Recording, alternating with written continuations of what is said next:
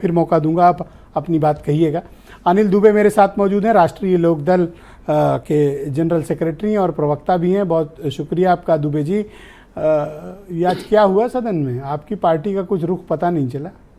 ये हमारी पार्टी का रुख जब हमारी पार्टी के सांसद बोलेंगे तो पता चलेगा आपको।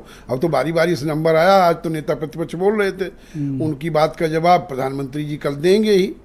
और लोकसभा चलाना, पार्लियामेंट चलाना वहाँ के अध्यक्ष का काम है, वो चलाएंगे कि वो देखेंगे कि कौन अच्छा चल क्या वहाँ पे आचरण बेइज्जती कर दी। नहीं, सदन में जो ये विषय हमारा नहीं है ना, ये सदन के अध्यक्ष का विषय है कि वो सदन कैसे चले, किसने किसको अपमानित किया, वो उसमें वो सदन कैसे चलाओ, क्या बोलना चाहिए, ये अध्यक्ष खुद बेहतर तरीके से देखेंगे। और जवाब देने के लिए वहाँ पर प्रधानमंत्री बीजेपी ने तो कहा कि राहुल गांधी ने हिंदू की बेइज्जती कर दी।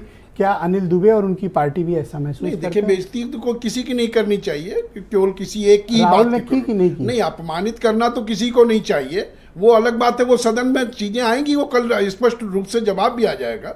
यहाँ हम आप बैठ करके सदन की क्या चर्चा करें? पार्लियामेंट के जो स्पीकर हैं वो चलाएंगे। यार आप तो ये डुअल गेम खेल रहे हैं। हमको आपको हम बुलाए थे कि बीजेपी के साथ खड़े दिखोगे, आप तो दीवार फांद के डाक के निकल गए। बीजेपी के प्रवक्ता बैठे हैं, वो बोल तो रहे हैं, जो आप उसमें बिचौलिया क्यों लेके आ रहे हो? जब सीधा ही उनका प्रवक्ता मौजूद है तो आप उसमें बिचौलिया को क्यों ला रहे हैं? जब वो ना होते तो मैं बोल देता, जब वो खुद मौजूद है समीर सिंह, तो उनसे सवाल, ये सारे सवाल उन तक ले जाइए।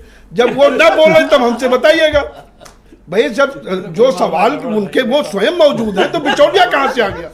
आज तो आपने मुझे लाजवाब कर दिया। जब वो स्वयं मौजूद है सवाल ही नहीं बन रहे। नहीं, वो क्यों तो ऐसा कर रहे हो बीजेपी के साथ? नहीं, हम क्यों बीजेपी के साथ कर रहे हैं? बीजेपी के साथ हम खड़े हैं। राहुल हमारे गांधी ने नेता हिंदुओं की बेइज्जती की। नहीं, हमने कहा था बेइज्जती तो कोई किसी की नहीं करनी चाहिए, किसी एक व्यक्ति की बात थोड़ी करनी चाहिए, सभी वर्गों की बात होनी चाहिए। राहुल गांधी की आज की स्पीच को आपकी पार्टी किस तरह से देखती है? अरे वो हमारे पार्लियामेंट के नेता हैं, वो वहां सदन में बोलेंगे। जो जब उनका नंबर आएगा तो बोलेंगे, आप उसको चला लीजिएगा। आपको मैं डाउटफुल कैटेगरी में डालूं? नहीं, हमें क्यों डाल रहे हो? वो पार्लियामेंट में हमारे मेंबर हैं ना, राष्ट्र हमारे पार्टी ने कुछ तो तय किया होगा। पार्टी जो तय करेगी पार्लियामेंट में बोलेंगे ना, पार्लियामेंट में नंबर आएगा, हमारी पार्टी का नंबर आएगा तो कर सकते हो, पार्लियामेंट में आएगा। मैंने कहा ना कि अपमानित तो किसी को नहीं करना चाहिए, केवल हिंदू की बात क्यों कर रहे हो? किसी को नहीं अपमानित करना चाहिए। आपको किसी वर्ग को अपमानित करने का स्पीच पर क्या आकलन है आप? नहीं, मैंने कहा ना कि राहुल जी को या किसी की भी बात करिए, किसी वर्ग को अपमानित करने का कोई अधिकार नहीं है। आपके इरादे मुझे ठीक नहीं दिख रहे। नहीं, हमारे इरादे बिल्कुल स्पष्ट हैं। हमारे इरादे किसान, अब वो बात किसानों की कर रहे थे, वो उनके मुंह से किसानों की बात अच्छी लगती है? जब 3 काले कानून आए थे, आज वो पार्लियामेंट के अंदर जिक्र कर रहे थे, किसने संघर्ष कर दिया था 3 काले कानून वापस कराने के लिए? किसने संघर्ष किया? जो भी बैठे हो आपके इंडिया गठबंधन के लोग, वो बताओ किसने संघर्ष किया? संघर्ष तो राष्ट्रीय लोकदल ने किया, राष्ट्रीय लोकदल के नेता जयंत चौधरी जी ने किया। उस समय काले कानून वापस कराने का काम राष्ट्रीय लोकदल ने किया, हमारे नेता ने किया।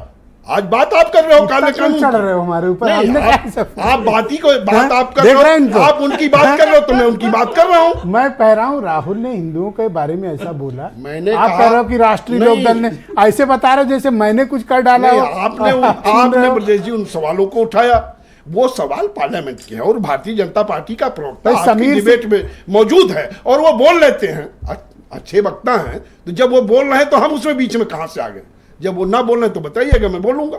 मिलेगी एक ही सीट, चाहे जितना तेवर दिखा। मीरापुर के अलावा कुछ हाथ आएगा नहीं। वो अलग विषय है कि किसको क्या मिलेगा, वो यहाँ बैठ के नहीं तय होगा ब्रजेश जी। नहीं, हम अपने मैं अप्रिशिएट करता हूँ, आपने आज लाजवाब किया मुझे।